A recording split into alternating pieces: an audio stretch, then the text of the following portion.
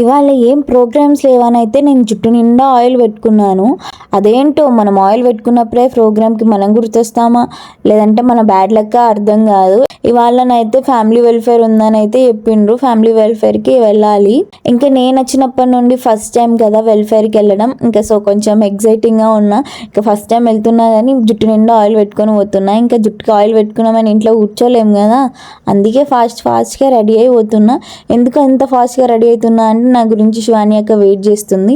ఇంక ఇద్దరం కలిసి అయితే వెళ్తున్నాము. మా ఫ్యామిలీ వెల్ఫేర్ అక్కడనే జరుగుతుంది అన్నమాట. అక్కడ కనిపిస్తుంది కదా గార్డెన్ మధ్యలో.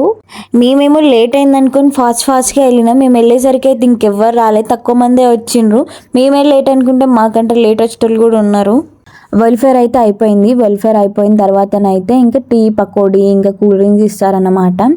ఇంకా నేనైతే టీ కూల్ డ్రింక్స్ ఏం తాగను కాబట్టి జస్ట్ పకోడీ విత్ గ్రీన్ చట్నీతోనైతే తిన్నా.